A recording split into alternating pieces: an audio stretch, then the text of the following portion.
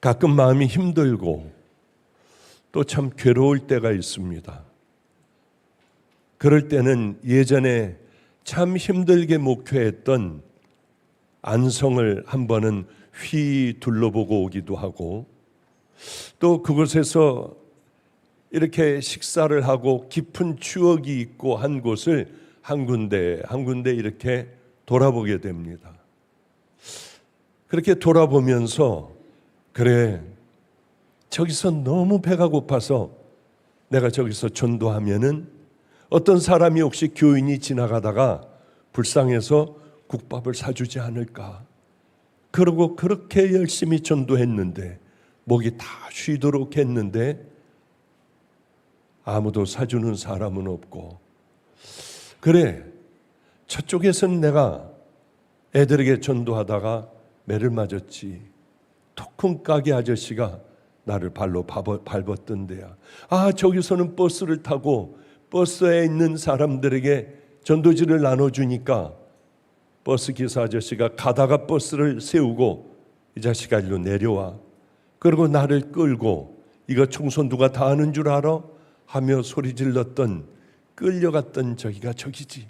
그래, 앉아있는 중에게 전도한다고 열심히 전도했던 그게 바로 저 정류장이었어. 그런 생각을 많이 합니다. 그런데 제가 제일 처음 인천에서 쭉 가다 보면은 공도라는 데를 통하여 제가 작은 아파트 한 10평, 12평 되는 작은 아파트에 방 하나를 빌려서 살았었습니다. 그것도 작은 방이요. 그저 10평, 12평 아파트에서요. 거기서 얼어 죽지 않으려고 거기서 지냈고요. 교회에서 대부분 지냈지만은 얼어 죽을 것 같으면은 거기 가서 몸을 녹이고 다시 교회로 돌아오곤 했습니다. 그런데 그 아파트에서 조금 내려가다가 보면은 중국집이 하나 있습니다. 지금은 없어졌더군요. 중국집을 보면은 그래, 저기가 내 스승이 있던 곳이었어. 그 사람은 내 스승이었어.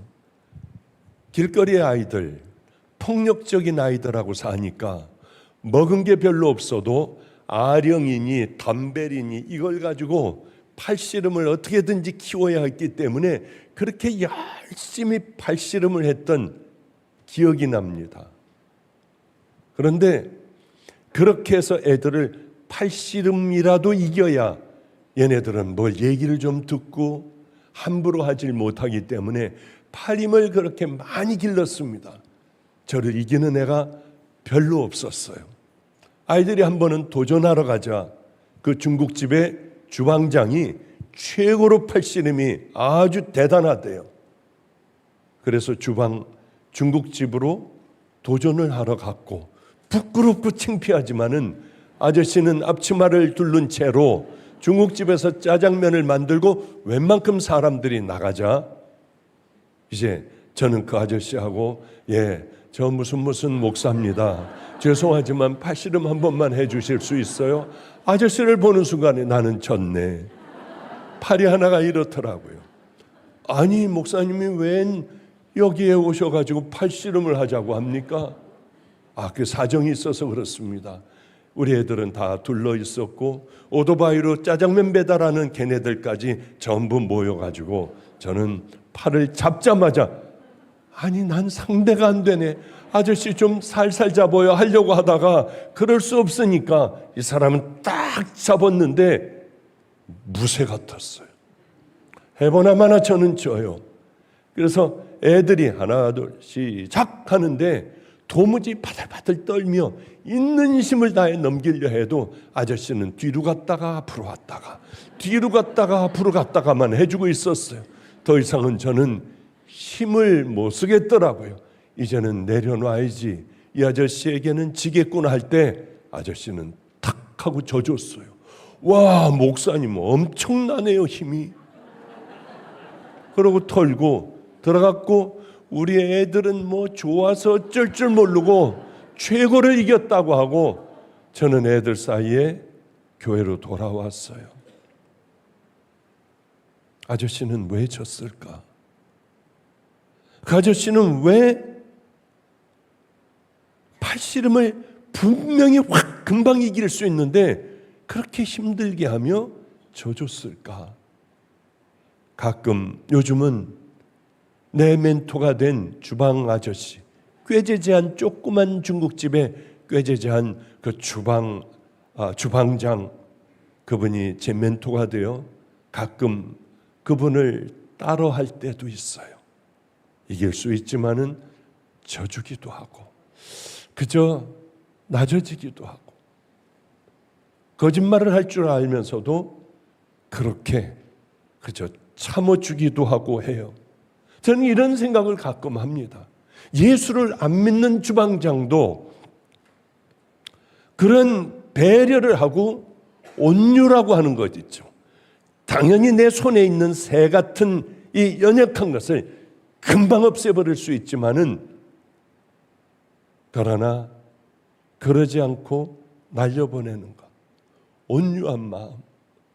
우리는 왜 모세 같은 온유한 마음이 없이 각박하고 이기려고 하고 치면은 자존심 상해 어쩔 줄 몰라 하는, 왜 예수를 믿는 믿음의 자녀들인데 그렇게 살까?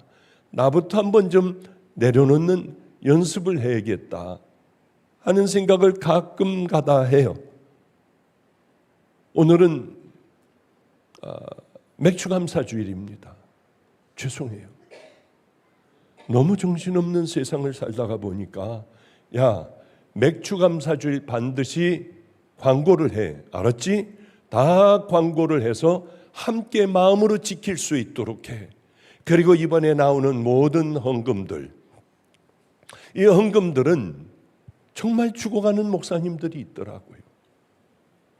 암에 걸렸는데도 치료를 마지막까지 돈이 없어 못 받는 분들도 있더라고요. 목사님이요. 저번 주에도 그런 분들 만나 다 도와드리고 교회 문제를 해결해 드리고, 그리고 이렇게 하고 직접 가서 천안까지 가서 다 도와드리고 기도해 드리고 여기 교회 문제들을 다 풀어드리고 그리고 돌아왔어요. 다 그곳에 우리는 쓸 거예요. 그런 곳에 마음껏 우리는 쓸 거예요. 그렇게 얘기를 했으면서도 정작 저는 정신이 없어 맥주절을 까맣게 잊고 길등교회에서 열심히 10시 설교를 하고 그저 마지막 보지도 못하고 축도도 못하고 설교만 하고 불이 나게 이쪽으로 또 왔어요. 요즘은 설교 준비를 잘 못합니다. 왜냐하면 너무 충격적인 일들이 너무 많이 오니까 도무지 설교 준비도 안 되고 맥주절인 것을 까맣게 또 잊어버리고 올라왔어요. 우리 성도님들은 그래, 어려운 사정이 있겠지. 시간이 되면 어려운 사정도 기도도 여러분에게 함께 나누는 시간도 좀 갖고 하겠습니다. 오늘은 이렇게 시작을 하죠. 나더러 주여 주여 하는 자마다 천국에 들어갈 것이 아니요 다만 하늘에 계신 내 아버지의 뜻대로, 아버지의 뜻대로 행하는 자라야 들어가리라. 이건 굉장히 심각하고 또 굉장히 중요한 말씀이에요. 천국은 누가 가느냐? 아버지의 뜻대로 행하는 자. 그게 굉장히 중요하다고 하는 거죠. 그러니까 여기에서 우리들은 보면은 나중에 이제 그날에 많은 사람이 나더러 이르되 주여 주여 우리가 주의 이름으로 선지자 노릇하며 주의 이름으로 귀신도 쫓아내고 주의 이름으로 많은 권능도 행하고 다 했지 않습니까?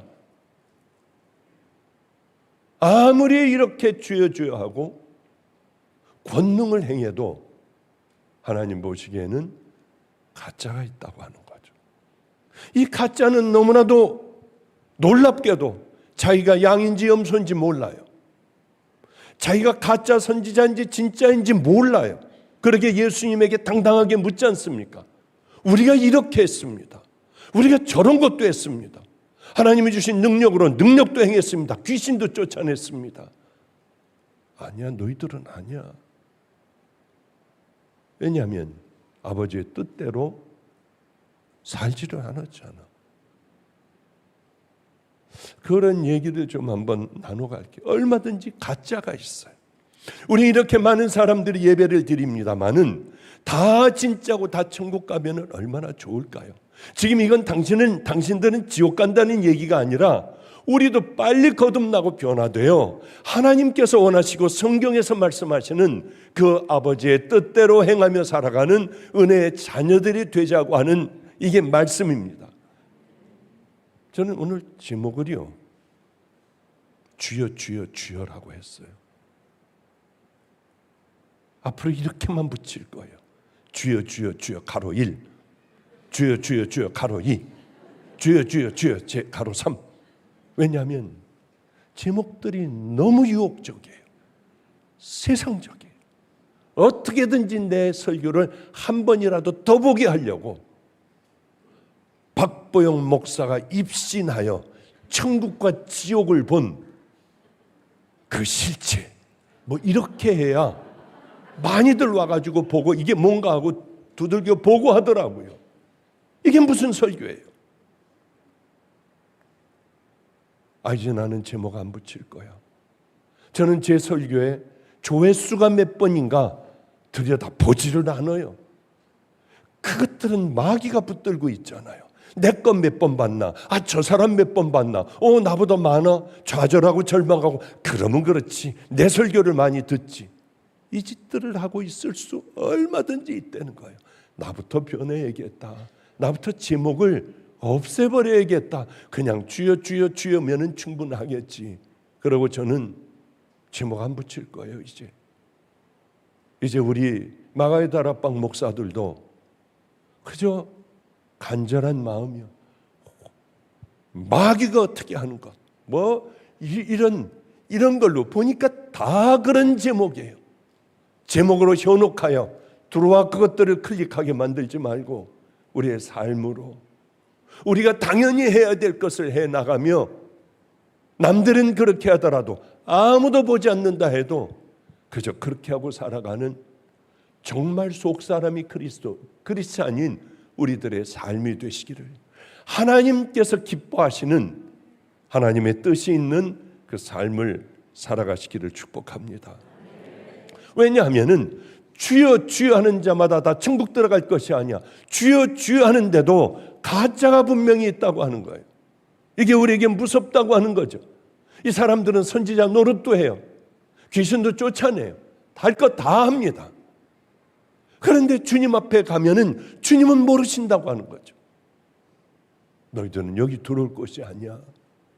왜냐하면 가장 중요한 것은 너희들은 하나님의 뜻대로, 하나님께서 원하시는 바로 그 삶을 살아왔느냐. 왜 그러냐 하면은, 그럼 행위가 중요하다는 건가? 그거 아니에요. 그 말이 아니에요. 행위로 어떻게 우리가 구원을 얻습니까? 하나님 앞에 가면 반드시 다 가잖아요. 안 갈 사람이 있습니까? 다 가요. 저도 어느덧 72살이 됐어요.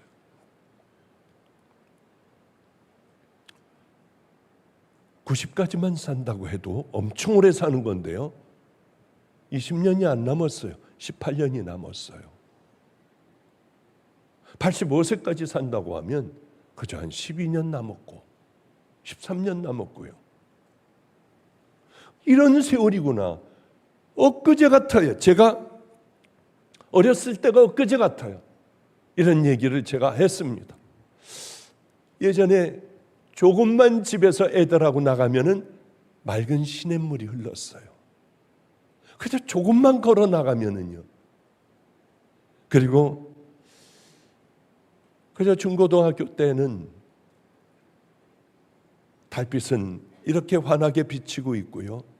어디선지 라일락 냄새, 아카시아 냄새가 달빛을 타고 어린 마음에 촉촉히 젖어들기도 했어요. 저녁이 되면 동네 사람들이 우물에, 송월 교회에 바로 문 앞에 우물이 있었는데 평상을 갖다 놓고, 그리고 저녁이면 우물을 떠서 밥을 먹고 나오면은 거기서 우물물을 먹었습니다. 그리고 고물 트랜지스터를 아저씨가 갖고 나오면 저녁이면은 이중간첩 김수임을 다 들었어요. 저도 가가지고 거기서 드는 거예요. 듣다가 중요한 데서 안 나와요. 그럼 때리고 지직거리고 흔들고 이걸 맞추고, 그 다음에 이제 막 안테나를 맞추면은 나오기 시작을 하면 귀를 쫑긋이 세우고 아쉽게 끝나는 거예요. 내일 또 기다려야지. 그게 유일한 기쁨이었는데 이게 엊그제 같은 거예요. 바로 엊그제예요. 초등학교를 다닐 때는 제가 마음에 좋아했던 애가 있거든요. 근데 고목나무가 있었어요. 거기는 찌개벌레가 있었습니다. 그 장소는 저만이 아는 비밀 장소였어요. 찌개벌레를 언제든지 잡아갈 수 있었고, 내가 좋아하는 아이가 나오면은 거기서 숨어서요, 그냥 이렇게 하고 그 아이를 보고 가슴이 막 두방맹이질을 했어요. 숨을 못 쉬겠어요. 멀찍이서 따라가는 거예요. 걔는 공주고 저는 그저 머슴이나 같았어요. 왜 이렇게 전기가 자주 나갔는지 촛불을 켜고 전기가 나가면은 밖을 보며 시를 썼어요. 중학교 때요. 왜 그렇게 그때 유치하기가 짝이 없는 시를 썼는지. 하늘에는 별이 있고 땅에는 꽃이 있고 우리들 마음에는 사랑이 있습니다. 뭐 그러면서 유치하게요. 고등학교가 돼요. 공부를 할 때 되면 라디오를 키면은 영시의 다이알, 김세훈의 한밤의 데이트, 뭐 그거 들은 분도 있을 거예요 아마. 공부하며 밤낮 그것을 듣고요. 또 배재고등학교 이화여고 같은 담에 있습니다. 점심만 먹으면 거기 가서 발랑발랑 하는 애들하고 떠들고 얘기하고, 그 앞에 우유집이 있었는데, 우유하고 빵을 파는 집이 있었는데 그저 학교가 끝나면 거기 가서 우유 먹으면 얘네들하고 아는 척을 하는 게 그렇게 행복하고 했어요. 그게 엊그제 같아요. 그런데 벌써 72살에 할아버지가 됐습니다. 젊은 사람은 그 날이 안 올 것 같지만은 훅 하고 와요. 우리 어머니는 참 지성적이시고 이성적이시고 참 똑똑한 분이시고, 일본어도 일본 사람만큼 하고 영어도 잘하시고 늘 그 책을 읽으세요.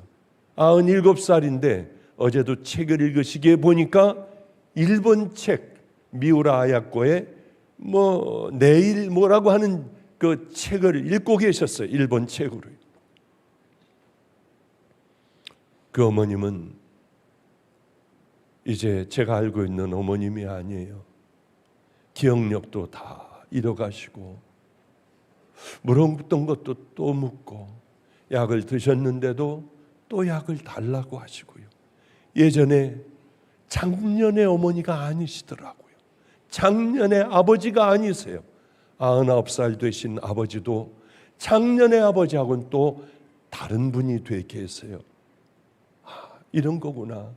이 험한 강을 내가 이 나이에 힘들게 어떻게 이걸 견딜 수가 있을까?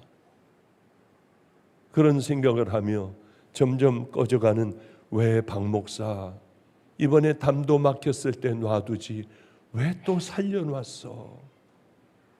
이렇게 살아간다는 게 노인네들은 하루하루 힘이 들잖아. 그냥 이제는 놔둬.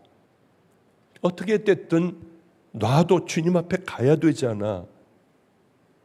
이런 힘든 모든 것들을 바라보며 힘든 하루하루를 보내는데, 바로 얼마 전이에요. 제가 이렇게 설교를 길등교회에서 했습니다. 한 번은 추운 날 춘천으로 닭갈비를 먹으러 갔어요. 아이들하고 닭갈비를 먹고, 야, 바로 여기 가면은 소양댐이 있어. 우리 소양댐을 한번 가보자 하고 그 추운 날에 코트도 없이 점퍼도 없이 그냥 소양댐을 가서 바라보게 됐는데 엄청 춥더라고요. 아유, 야, 사진이나 빨리 찍고 그리고 얼른 내려가자. 그리고 이제 사진을 이렇게 하고 찍고 내려가려고 하는데 누가? 박보영 목사님이다 하고 소리 지르더라고요. 뭐야? 누구야? 했더니 길길이 뛰고 좋아하는 거예요. 대통령이 와도 이렇게 반갑지 않아요, 목사님. 미국 대통령이 왔다고 해도 이렇게 반갑지 않아요. 저는 목사님이기 때문에 너무 반가워요. 세상에 가장 반가운 분을 세상에 이 추운 날 아무도 없었어요. 아내하고 한번 올라가 보자고 하고 그 만남이 시작이 되었어요. 그래, 날 그렇게 좋아하니 커피 한 잔 사줄게. 막 좋아질 줄 모르더라고요. 커피를 한 잔 하며 당신의 소원이 뭐냐? 목사님하고 여행 가는 겁니다. 이렇게 좋아하는데 왜 제가 여행을 못 가주겠어요? 제가 뭘 특별한 사람이라고요. 여행을 가줬어요. 2박 3일간 목사님 부부였고 비로소 목사님에 대하여 알게 됐습니다. 2번을 개척했는데 다 실패했어요. 그저 10명 정도밖에는 안 모이고, 그런데 거기 바로 옆에 또 교회가 상가에 바로 옆에 생겼대. 바로 옆에요. 이 사람도 망해 들어온 것 같대요. 교회가 2개 있는 게 이건 턱이 안 돼요. 교회 그 옆 교회에다가 다 주고 문을 닫고 마가의 다락방에 와 기도하고 있는 중이라고 그랬어요. 갈 데도 없대요. 딸을 하나 데리고 있는데, 그러면 마침 우리 집이 비었는데 아래층으로 들어와라. 9년간 저희 집에서 살았어요. 그런데 그 사모를 볼 때 어떻게든 왜 그런지 자꾸, 아직까지 그런 사람이 없었습니다마는 너는 내 딸이야. 내가 딸같이 사랑해 줘야겠다. 왜 그랬는지 몰라요. 주님이 주신, 내게 주신 딸인가? 아무에게도 얘기하지 않고 저 최성렬 목사는 내 사위야. 사위같이 훈련을 시켜 만들어야겠다 하고 그때부터 맹훈련을 시켰어요. 얼마나 혼을 내가면서 훈련을 시켰는지. 어디 가서 기도해. 교회 말고 부르짖을 수 있는데 목사님 아무 데도 없습니다. 공동묘지밖에는 없어요. 공동묘지에 반드시 11시 반에 가서 2시까지는 엎드려 기도해. 비가 와도 눈이 와도 하나님 앞에 간절하게 기도하는 것서부터, 기도할 데가 없다고 하니까요. 그래서 공동묘지가 엄청나게 많아요. 저 주변에는. 거기 가서 생명을 다해 기도를 했어요. 빠지면 나한테 얘기해. 반드시 얘기해야지. 그냥 넘어가면 안 돼. 그런데 지금까지 열이 몸에 열이 엄청나게 나도 가서 엎드려 있었어. 비가 어마어마하게 쏟아져도 공동묘지에 가서 주여 주여를 불렀어요. 그러다 능력도 받더라고요. 능력의 능자 하나만 얘기하면 내 집에서 쫓아낸다. 그러다 다 망해버려요.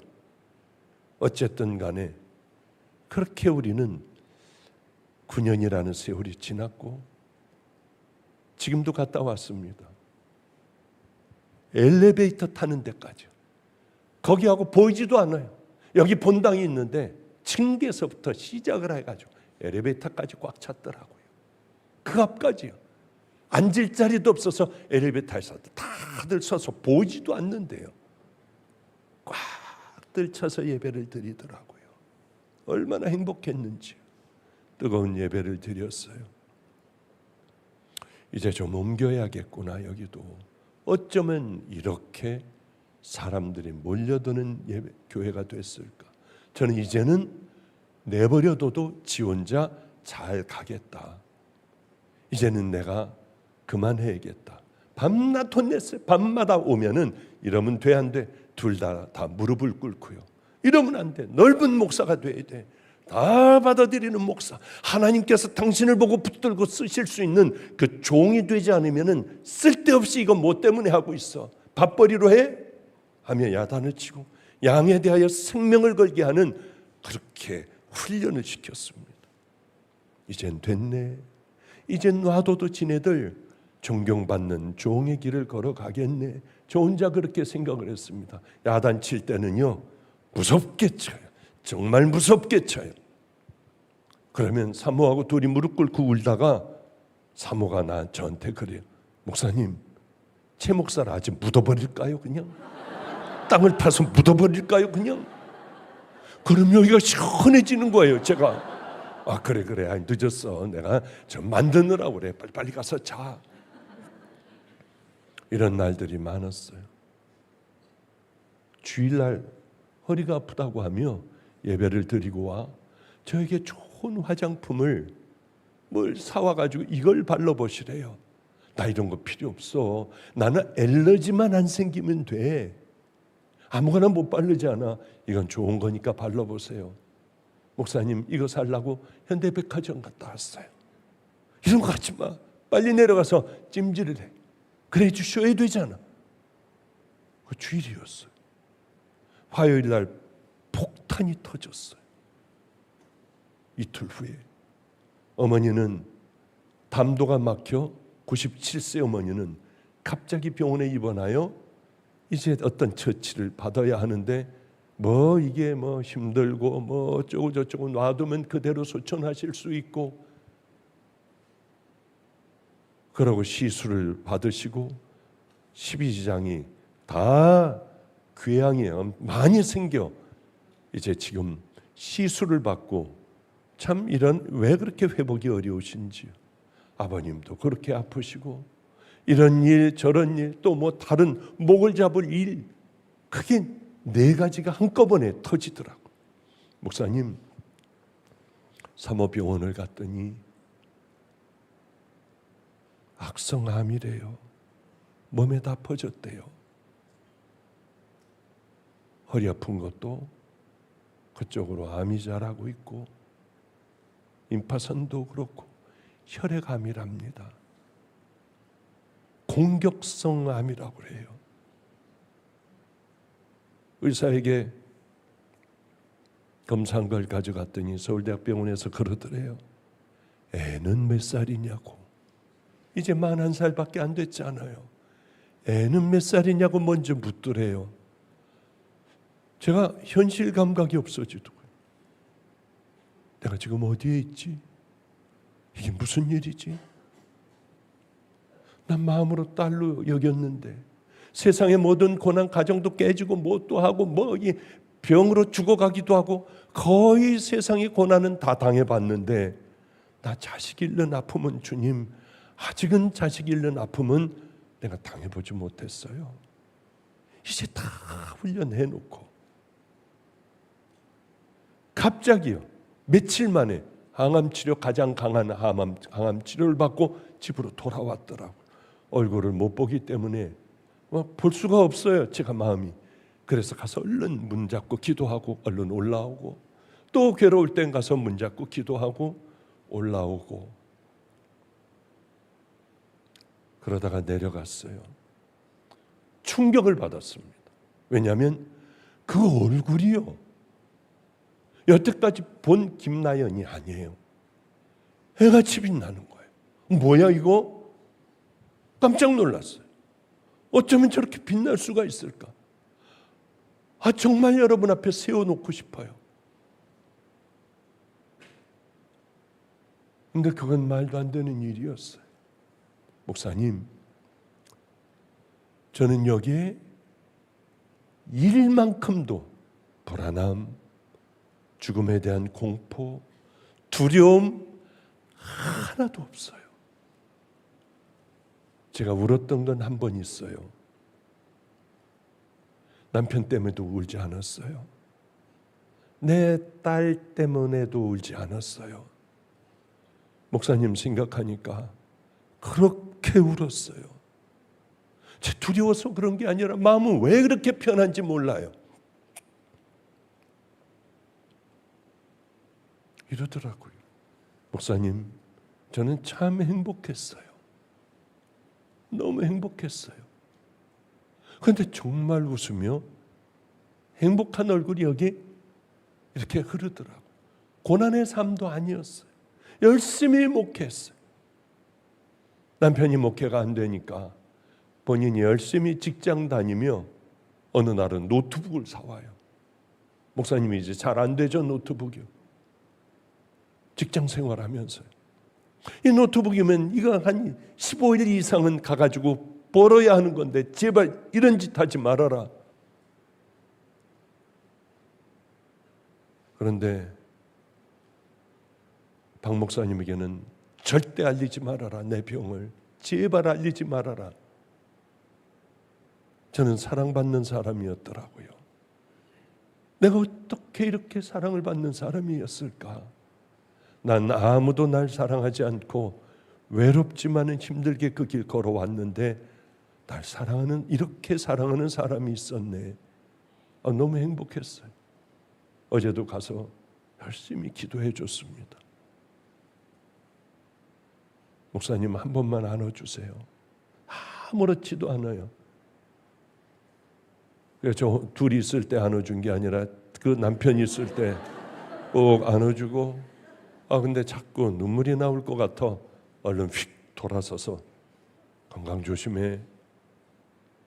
제 목사는 제 방에 와 통곡을 하려고 해요. 그러지 마.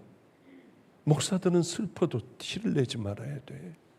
괴로워도 그런 얘기 하지 말아야 돼. 교인들 앞에서 꽥꽥 울면 안 돼. 우린 우리들이 해야 할 것들을 하고,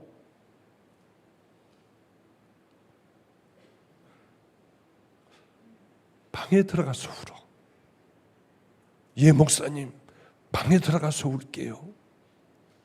그리고 안에 빨리 사람들에게 얼른 얘기하여 같이 기도하자고 그래. 그래, 목사님 알았어요. 절대 울지 않을게요. 그러더니 전주일에 우리 아내는 악성암입니다. 그러며 그저 간단하게 그렇게 얘기하고, 목사님 저 안 울었어요. 그래, 그렇게 해야 되는 거예요. 방에 들어가서 울어.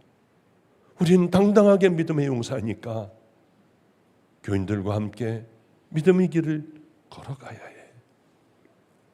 우리는 이렇게 어느 날인가 주님 앞에 갈, 생각지도 않았는데 주님 앞에 가야 할 때가 있는 거예요. 저도 내시경을 했어요. 이번 주일에 며칠 전에 내시경 한 3일 전에 했습니다. 작년에 했는데도 용종을 3개나 떼어냈대요. 위도 떼어내고 대장도 떼어냈대요. 그런데 의심소견이 2군데가 있어서 거기를 또 떼어냈다고 하더라고요. 모르겠습니다만은 이렇게 살다가 속이 좀 아프고 어쩌고 저쩌고 하여 병원에 갔는데, 목사님 죄송합니다 이러면서 얼마든지 얘기할 수 있는 것 아니겠어요? 이게 우리가 살아가는 인생이에요. 그리고 인생은 휙 하고 벌써 이렇게 어릴 때의 기억 속에서 있다가 이만큼 벌써 정신 차려보면 깊은 꿈을, 낮잠을 한번 자고 난 것 같은 그런 거예요. 우리 인생은 그렇습니다. 하나님 앞에 누구든지 다 가야 해요. 그런데 우리가 그동안 예수 믿었던 게 가짜인가 진짜인가, 이걸 좀 꼭 얘기해 주고 싶은 거예요. 난 가짜로 살아왔나 아니면 진짜로 살아왔나? 왜 이걸 의심하는 사람들이 꽤 많으니까 나 진짜일까 가짜일까 스스로가 모르잖아요. 그래서 오늘은 이 말씀을 좀 해야 하는데, 이게 뭐냐, 벌써 끝날 때가 다 됐네.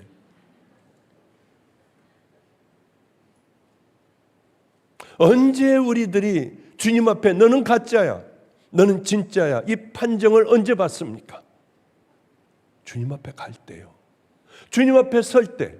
안 쓰면은 얼마나 좋겠습니까마는 이 세상에 안 쓴 사람은 아무도 없어요. 세월은 이렇게 휙 지나가고 어느새 정신을 차려보면 주님 앞에 가야 할 준비를 하는 그런 나이가 되는 경우가 우리에게 얼마나 많습니까? 그때는 언제일까요?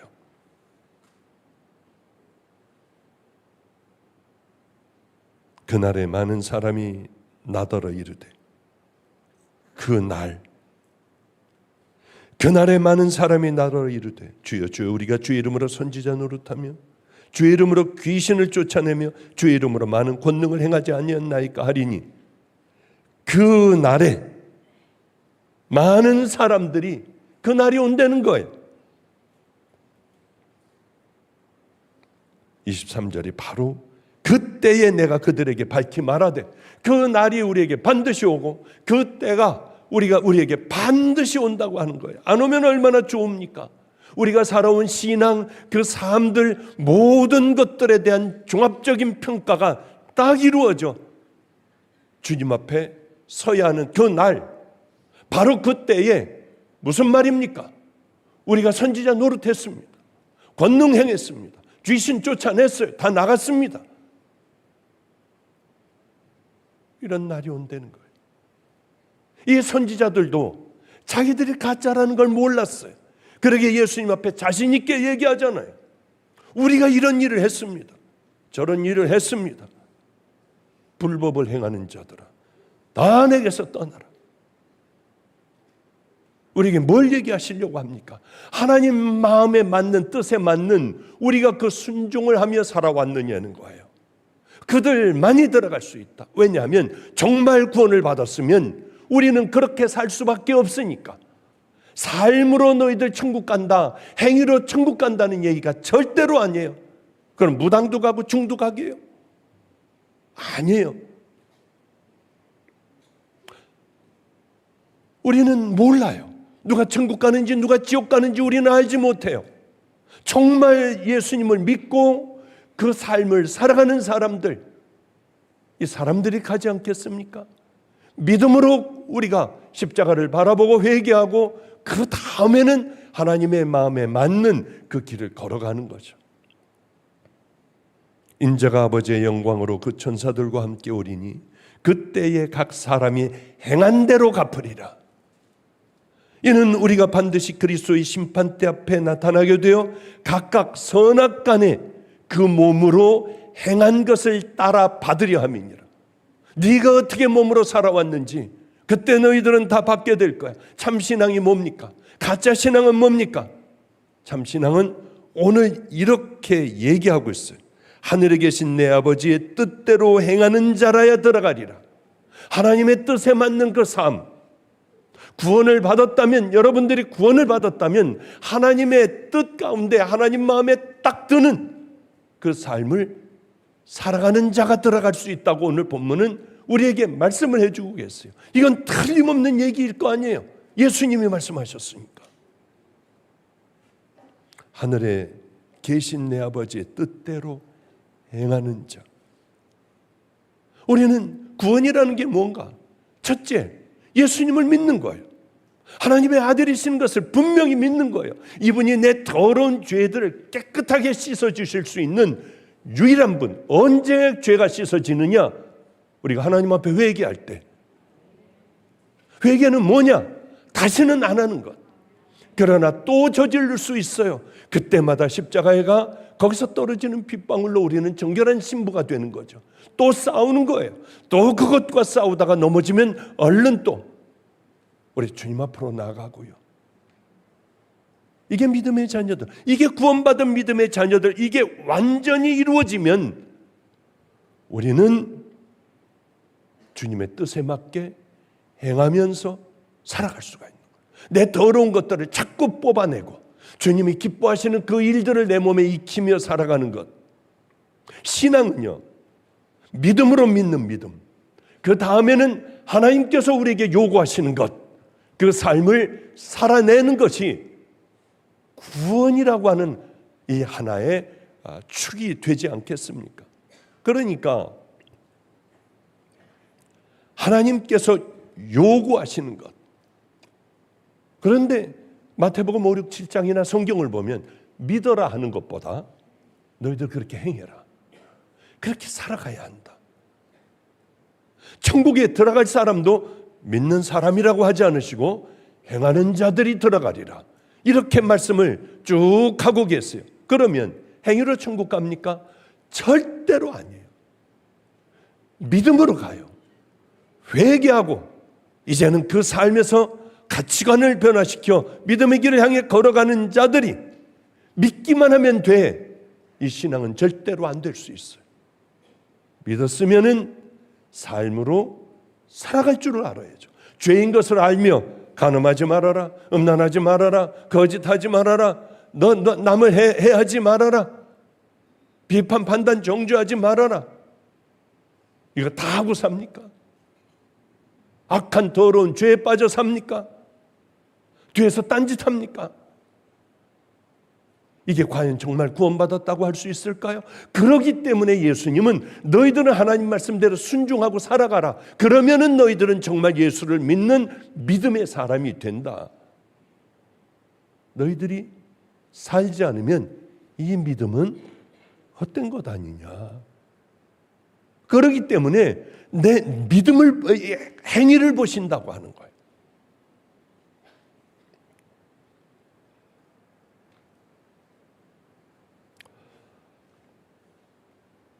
그래요.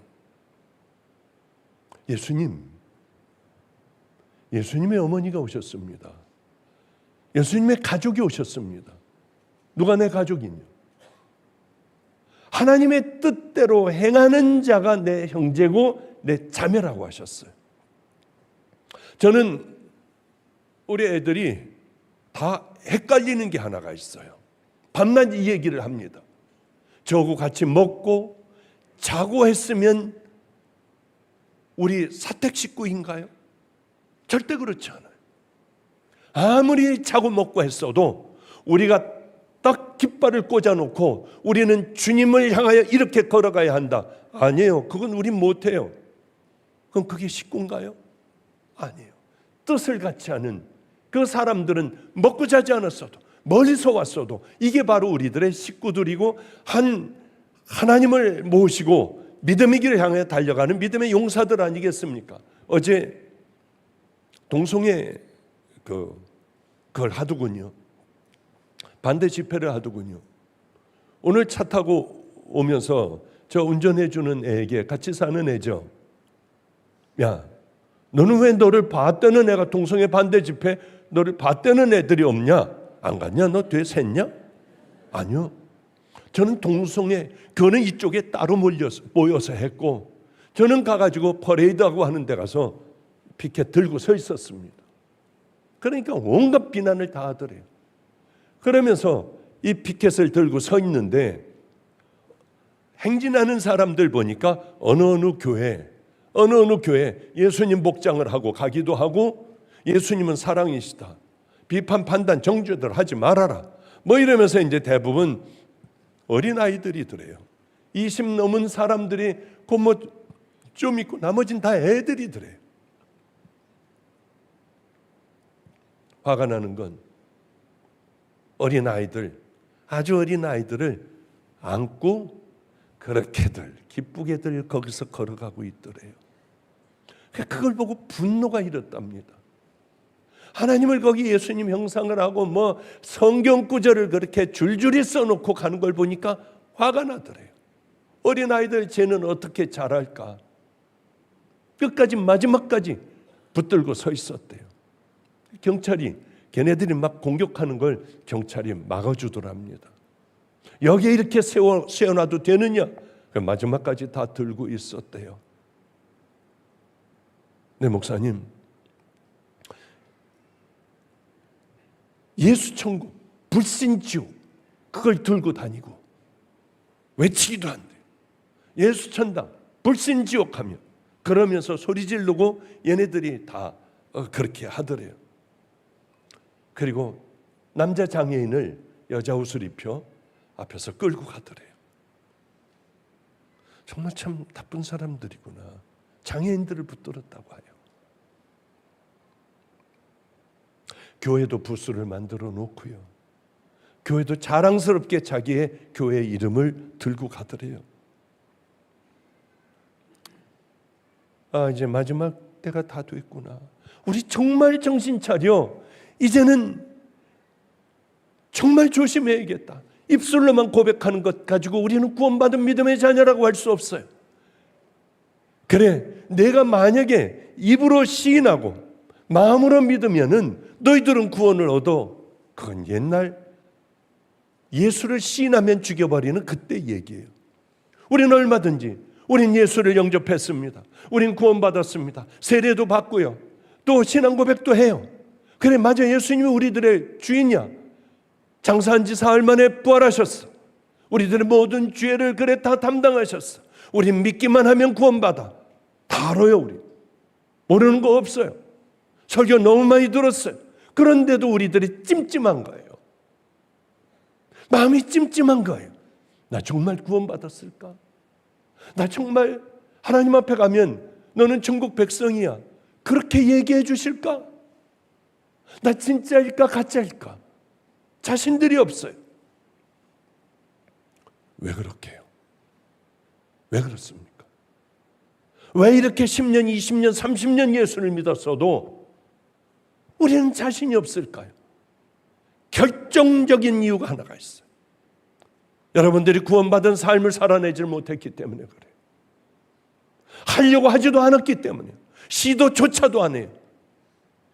와서 예배만 드리는 것만으로 나는 천국 백성이라고 하는 위안을 받고 돌아가요. 절대요. 그럼 바리새인 서기관들 다 천국 갈게요? 그렇지 않아요. 그래서 예수님께서는 구원받은 자들은 그 삶을 살 수밖에 없다. 그러니 행하라. 구원받지 못한 사람들이 어떻게 원수를 사랑할 수 있겠어요? 구원받지 못한 사람들이 어떻게 속옷을 갖고자 하면 그것까지 다 내줄 수가 있겠습니까? 구원받지 못했기 때문에 우리는 쥐어줘야 해요. 이제 우리들의 신앙을 이제 당신들이 끝났습니다가 아니라 이제 우리들의 신앙을 다시 한번 점검해 봐야 돼요. 마지막 때가 됐으니까 우리 철저하게 점검하자고요. 다른 건 다 잃어버려도 돼요. 그동안에 우리들이 신앙생활 해온 거 다 까먹어도 돼요. 가장 중요한 건 십자가 밑에가 다시는 안 하겠다. 내가 이 죄 다시는 안 지겠다. 주님 앞에 결단하면 여러분은 바로 구원받은 믿음의 자녀가 돼요. 주님, 마태복음 5, 6, 7장을 읽으며 내 더럽게 내 곳곳에 박혀있는 마귀가 꽂아놓은, 그래서 어쩔 수 없이 음란할 수밖에 없고 거짓될 수밖에 없고 남에게 상처 줄 수밖에 없고 남의 것들을 훔치기도 하고 남을 상처를 주기도 하고 온갖 짓을 다 하며 살아왔던 그것을 하나하나 이제 빼버리는 거예요. 그렇게 하고 나면은 부담스럽고 괴롭고 고통스러워 견딜 수가 없는 그 믿음의 자녀들이 되는 겁니다. 금방 되지 않아요. 많은 세월들이 걸려요. 남아있는 여러분들에게 인생이 얼마나 남아있는지 알지 못하지만은 이제 자꾸 또 쓰러지면 또 일어나 또 가고 또 가고 또 가고 하며 결국은 습관은, 훈련은 제2의 천성보다 강하다고 한 그것을 내 몸에 딱 익혀 믿음의 길을 걸어가면 돼요. 여러분, 나 믿으면 다 됩니까? 믿고 난 후에는 다음에는 아무렇게나 살아도 너희들은 되느니라. 성경에 그렇게 써 있나요? 이제는 교회 다녔으니까 나 믿은 것 같은데 하니까 마음대로 살아도 됩니까? 예전에 살던 그 삶을 계속 유지해도 됩니까? 다만 하나님 아버지의 뜻대로 행하는 자라야 들어가리라. 오늘 너무 오래 했네요. 이제 곧 또 끝날 시간이 돼야 돼요. 이제 말씀을 마치도록 하겠습니다. 예수를 믿는다면서 우리 남에게 그렇게 상처를 줍니까? 그건 죽은 믿음이에요. 이 얘기 저 얘기 거짓된 얘기들 그저 떠벌거리고 살아갑니까? 거짓된 거짓 믿음이에요. 과부나 고아나 어려운 사람들이 있는데 저건 뭐 알아서들 하지 내가 참견 안 해. 그러면 안 돼요. 작은 것이라도 주님 앞에 동전 500원짜리면 어떻습니까? 1,000원 한 장이면 어때요? 하나님은 돈의 많고 적음이 아니라 우리들의 마음을 보신다고 하잖아요. 진정으로 하루하루 살아가는 게 맥주절의 의미일 거예요. 제갈 먹이지도 않고 마음대로 나오는 대로 짓거리는 사람들이 얼마나 많습니까? 다른 사람들 시험 들어 교회 못 나오게 하는 그런 악한 사람들이 얼마나 많아요. 이제 그러지 말아야 돼요. 이젠 반대로 확 나오려고 하다가도 가서 축복해 주는 사람들이 되어야 합니다.